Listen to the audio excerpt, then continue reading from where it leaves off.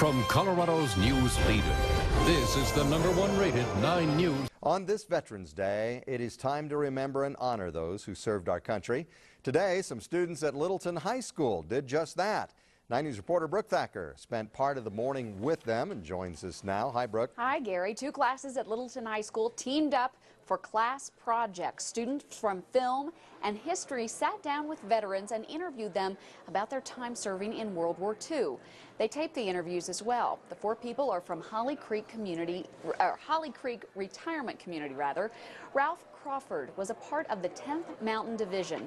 Besides a Purple Heart, he was also awarded a Bronze Star and a Silver Star for his time in the Army. The advice he gave to students: follow what you love. Ralph is a self-described ski bum at heart, which led him to the Mountain Division. Get in the organization that you would like to be in. That's the close thing. I hope I sent that message. And if you are, you'll do a better job. You'll try harder, you want to be harder, you just love that organization.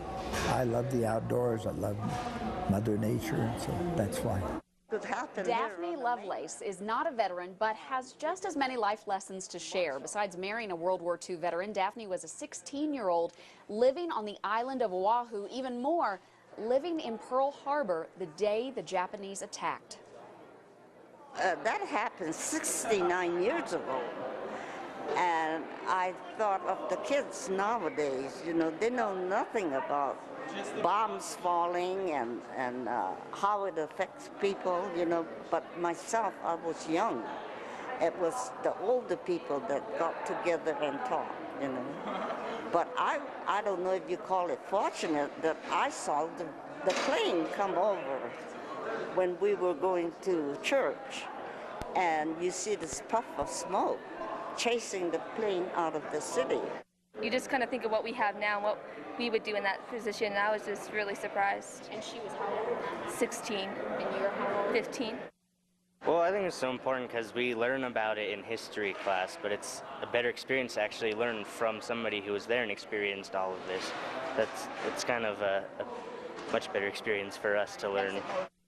Now, students will have to give a report on what they learned today, and actually, Gary, at the end, they're going to give a copy of that DVD to the veterans, and that way the veterans will have an oral history presentation for generations to come. Very nice. What a sweet lady she is. She was very sweet, and actually, fun fact for you, Ralph, he is actually Kathy Sabin's father-in-law. We had no idea until we got there, and I asked him, I go, so I hear you know someone at 9 News. He goes, yeah, you could say that. Oh, that's terrific. Yeah. But they were all great, and the students were just very appreciative and learned so much today. Yeah, I haven't met him. I've met a lot of those 10th Mountain Division veterans, and they're all just pretty amazing people. He said they're an unusual group of cats. They love to ski. Ski bums at heart. There you go. All right. Hey, thank you much.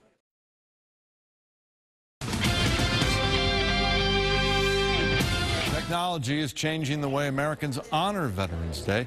World War II veterans in the Denver area got the chance to speak to a soldier live from Afghanistan via Skype. Nightside's Nina Sperano joins us to explain. Nina?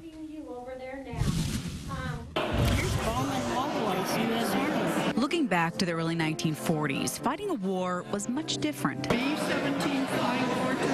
How the world has changed, technology is so different. But losing friends in the field is something all veterans have in common. Friends,